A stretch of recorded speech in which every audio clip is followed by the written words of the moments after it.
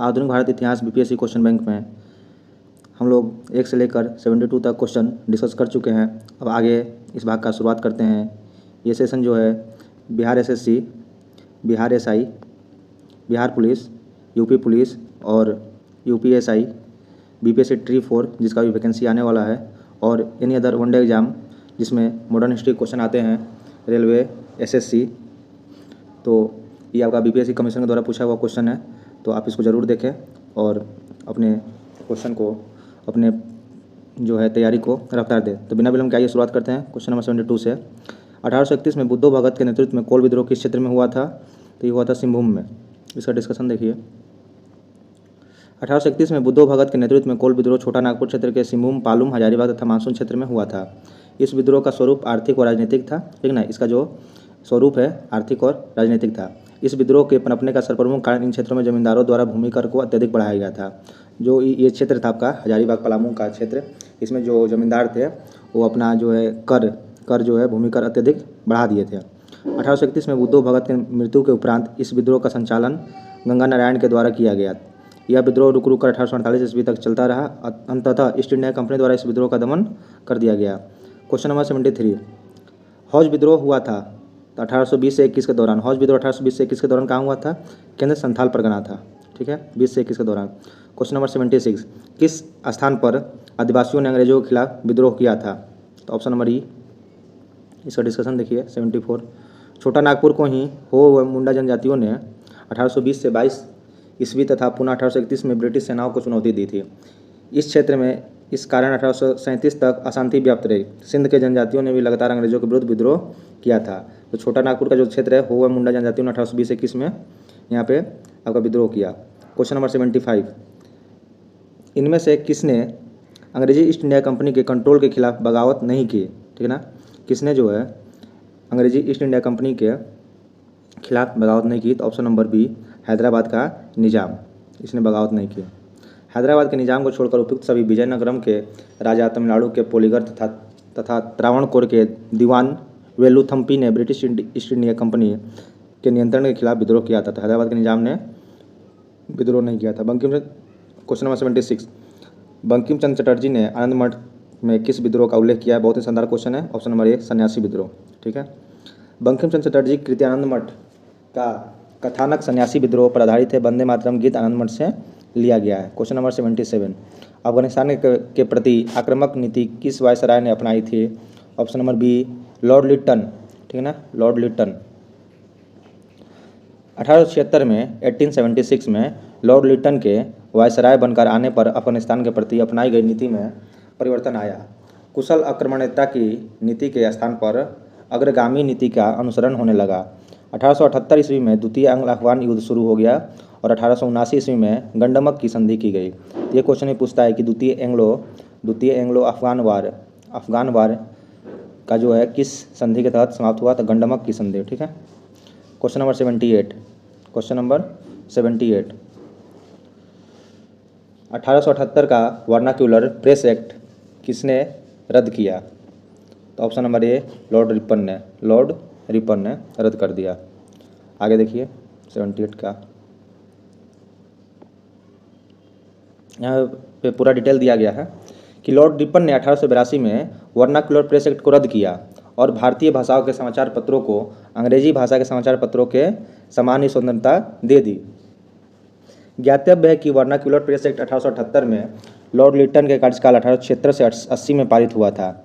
इस अधिनियम को मुंह बंद करने वाला अधिनियम कहा गया। इस अधिनियम का सबसे घिनौना पक्ष यह था कि इसके अनुसार देसी भाषा तथा अंग्रेजी भाषा के समाचार पत्रों में भेदभाव किया गया था, ठीक है। जो अंग्रेजी भाषा के समाचार पत्र थे और जो देसी थे उसमें भेदभाव शुरू हो गया था दोनों तरफ। आगे है कि इस एक्ट द्वारा जिला मजिस्ट्रेट को यह अधिकार था कि वह किसी भी भारतीय भाषा का समाचार पत्र से बॉन्ड पेपर पर हस्ताक्षर करवा ले कि वह कोई भी ऐसी सामग्री नहीं छापेगा जो सरकार विरोधी हो। जो सरकार के खिलाफ मुखर आवाज़ें हैं, जो विजयी आवाज़ थी उस समय की, वो जो है नहीं उसमें उसका आएगा अखबार में। कानून का विरोध करने वाले मुद्रणालयों यानी कि जो टकसाल घर है कि जमानत को मजिस्ट्रेट रद्द कर सकता था। इस अधिनियम के अधीन सोम प्रकाश, ये देखिए इंपॉर्टेंट पॉइंट है, सोम प्रकाश, भारत मिहिर, ढाका प्रकाश, सहचर तथा अनेक अन्य समाचार पत्रों के विरुद्ध मामले दर्ज किए गए थे। 79 नंबर क्वेश्चन, अस्थायी बंदोबस्त किसके साथ किया गया? ऑप्शन नंबर ए जमींदारों के साथ किया गया। ठीक है, यहाँ पे देख लीजिए कि जमींदारों के एक नए वर्ग को भूस्वामी घोषित किया गया, जिसे जमींदारों का लगान 10/11 भाग कंपनी को देना था और 1/11 भाग अपनी सेवाओं के लिए अपने पास रखना था। तो ये पॉइंट ही यहाँ पे इंपॉर्टेंट है और 19% क्षेत्रफल पर आपका ये व्यवस्था थी लागू। 80 नंबर क्वेश्चन, बिहार में परमानेंट सेटलमेंट लागू करने का क्या कारण था? ऑप्शन नंबर सी भू राजस्व निर्धारण करना। ठीक है, लॉर्ड कॉर्नवालिस के समय भू राजस्व व्यवस्था आरंभ में 10 वर्षीय व्यवस्था के रूप में 1790 ईस्वी में लागू की गई थी, जो 22 मार्च 1793 को परमानेंट सेटलमेंट अस्थायी बंदोबस्त के रूप में स्थापित हुआ। इस व्यवस्था को बिहार में लागू करने का कारण जमींदारों के लिए जमीन पर वंश परंपरागत अधिकार को स्वेच्छा से हस्तांतरित करना तथा मूल कारण कंपनी के लिए भू राजस्व एक निश्चित राशि तय करना था। अगला क्वेश्चन देखिए, क्वेश्चन नंबर 71, रैयतवाड़ी व्यवस्था कार्यक्रम कहाँ लागू की गई थी? रैयतवाड़ी व्यवस्था कार्यक्रम कहाँ लागू की गई थी? ऑप्शन नंबर बी मद्रास में लागू की गई थी। मद्रास में लागू की गई थी। रैयतवाड़ी व्यवस्था सर्वप्रथम मद्रास प्रेसिडेंसी में अलेक्जेंडर रीड, ये क्वेश्चन भी इंपॉर्टेंट है, रीड के द्वारा 1792 ईस्वी में तमिलनाडु के 12 महल क्षेत्र में लागू किया गया था। ध्यान दीजिए कि रैयतवाड़ी जो व्यवस्था, रैयत मतलब क्या होता है? किसान। रैयतवाड़ी व्यवस्था सर्वप्रथम मद्रास प्रेसिडेंसी में अलेक्जेंडर रीड द्वारा 1792 में तमिलनाडु में 12 महल क्षेत्र में लागू किया गया था। इसके बाद यह व्यवस्था बम्बई प्रेसिडेंसी में लागू हुई। टॉमस मुनरो का संबंध रैयतवाड़ी व्यवस्था से है। ठीक है ना, टॉमस मुनरो का भी संबंध रैयतवाड़ी व्यवस्था से है।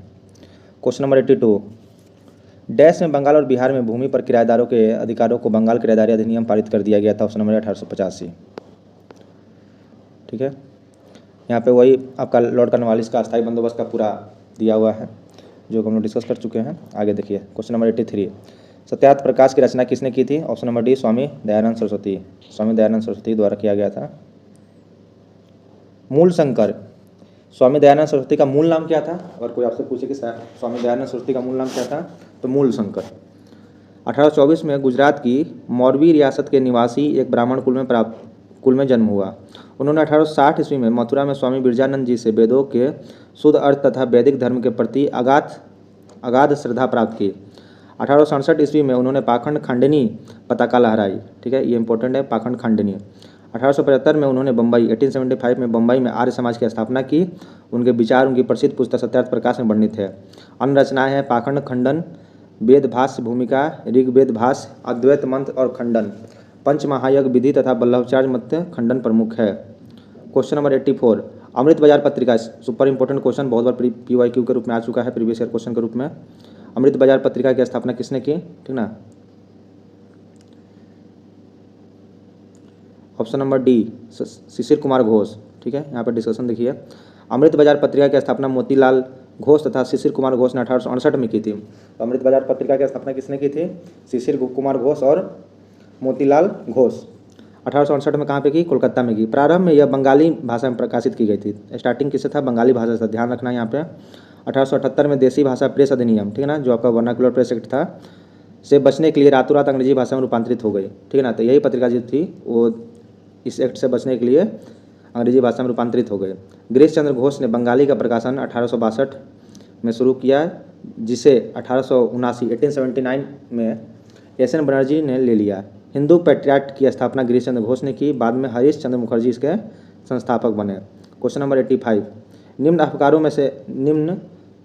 अखबारों में से कौन सा मुख्यतः उदारवादी हो, यानी कि जो आपका उदारवाद की तरफ उनका नीति था, उनका प्रचारक था? तो option number B leader. Free Press Journal एक न्यूज एजेंसी थी। यंग इंडिया एक साप्ताहिक पत्रिका थी। ध्यान दीजिए यहाँ पे कि फ्री प्रेस जर्नल जो है एक न्यूज एजेंसी थी। ठीक है, यंग इंडिया जो है साप्ताहिक थी, यानी वीकली आता था, हफ्ते में एक बार, जिसे महात्मा गांधी प्रकाशित करते थे। और लीडर समाचार पत्र के संपादक मदन मोहन मालवीय थे, जो कि आपके BHU के फाउंडर भी रहे हैं। मालवीय उदारवादी दल के नेता थे। उन्होंने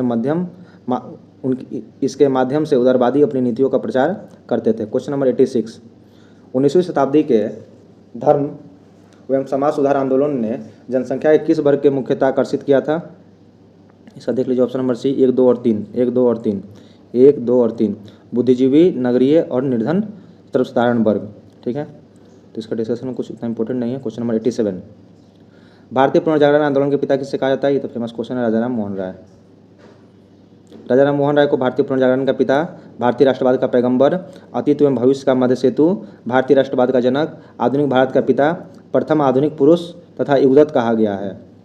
88 नंबर क्वेश्चन, निम्नलिखित में से कौन आत्मीय समाज के संस्थापक थे? ये हो जाएगा ऑप्शन नंबर ए, राजा राम मोहन राय।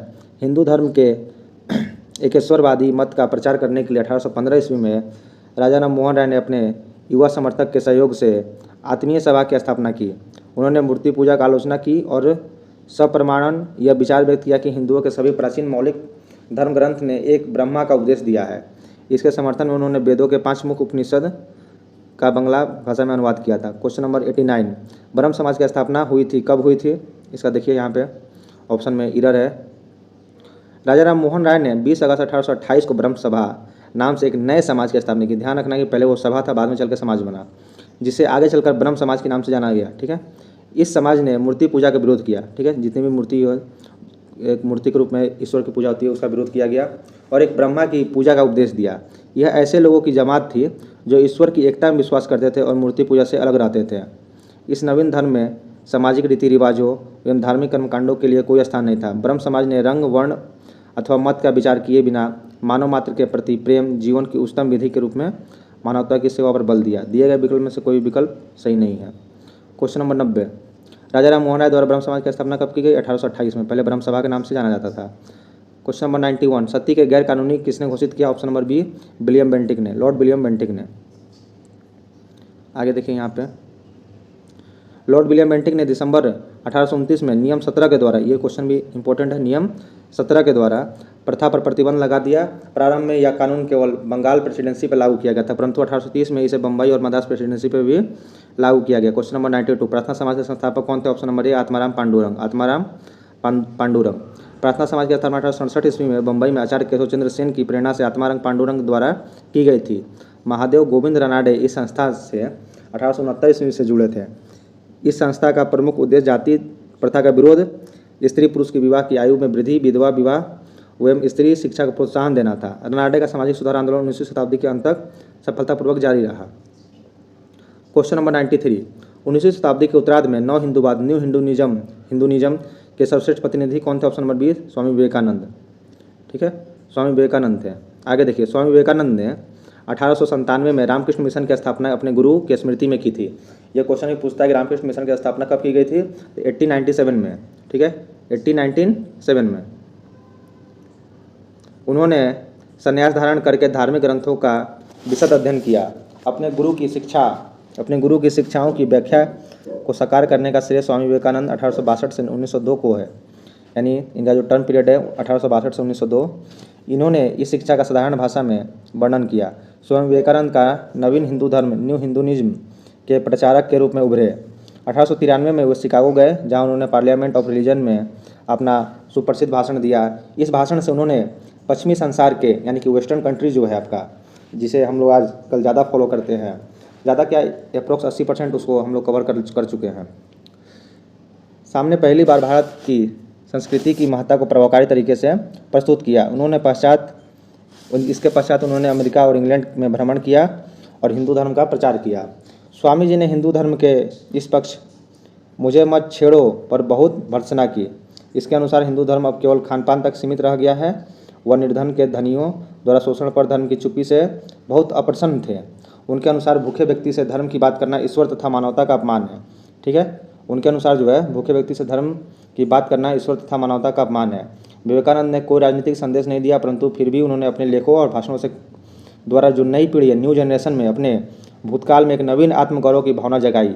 वह एक पक्के देशभक्त हैं। सुभाष चंद्र बोस ने उनके बारे में कहा था कि जब तक बंगाल का संबंध है, हम विवेकानंद को आधुनिक राष्ट्रीय आंदोलन का आध्यात्मिक पिता कह सकते हैं। कि जहाँ तक बंगाल का संबंध है, हम विवेकानंद को आधुनिक राष्ट्रीय आंदोलन का आध्यात्मिक पिता कह सकते हैं। अगला क्वेश्चन देखिए, 94 नंबर। इसमें से किसने 1893 में शिकागो में आयोजित धर्म संसद में भाग लिया? ठीक है, धर्म संसद में भाग लिया। Option number B, Swami Vivekananda. Swami Vivekananda Ramakrishna mission का स्थापना कब किया? 1897 में। ऑप्शन नंबर डी, वही डिस्कशन है। बचपन का नाम नरेंद्र नाथ दत्त था, आगे चलकर उनका नाम स्वामी विवेकानंद हो गया। क्वेश्चन नंबर 96, दयानंद सरस्वती द्वारा स्थापित किया गया था क्या? आर्य समाज। ठीक है, आर्य समाज मूल संकर, ये डिस्कशन ऊपर हो चुका है। ठीक है, यहाँ पे ये डिस्कशन हो चुका है, इसमें कुछ ज़्यादा इंपॉर्टेंट नहीं है। यहाँ पे एक चीज़ देख सकते हैं कि महात्मा हंसराज, पंडित गुरुदत्त, लाला लाजपत राय तथा स्वामी श्रद्धानंद इसके विशिष्ट कार्यकर्ताओं में से थे। 1892-93 ईस्वी में आर्य समाज 2 गुटों में बट गया। एक गुट पाश्चात्य शिक्षा का समर्थक था, जबकि दूसरा गुट पाश्चात्य शिक्षा का विरोधी था। ठीक है, आगे देखिए नेक्स्ट क्वेश्चन। पाश्चात्य शिक्षा के विरोधियों स्वामी श्रद्धानंद, लेखराज और मुंशीराम प्रमुख थे। इन लोगों ने वर्ष 1902 में गुरुकुल की स्थापना की। ठीक है ना, गुरुकुल की स्थापना कब हुई? 1902 में।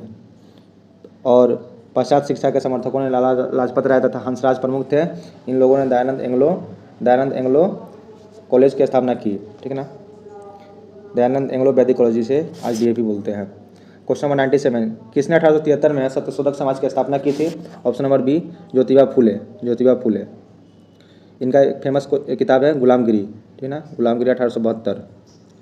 क्वेश्चन नंबर 98, सत्यशोधक समाज की स्थापना कब हुई? Option number B, Jyotiba Phule. किसने की? ज्योतिबा फूले ने की। क्वेश्चन नंबर 99, थियोसॉफिकल सोसाइटी की स्थापना किसने की? Option number A, madam SCHP ब्लाटेवस्की।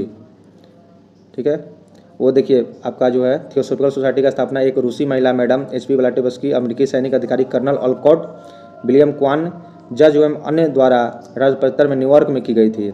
इस सोसाइटी के संस्थापक 1882 में मद्रास के पास अड्यार नामक संस्थान में सोसाइटी का मुख्यालय स्थापित किए, जो बाद में इस अंतर्राष्ट्रीय कार्यालय बना। इसका मुख्य उद्देश्य प्राचीन हिंदू धर्म में लोगों को आत्मविश्वास जगाना था।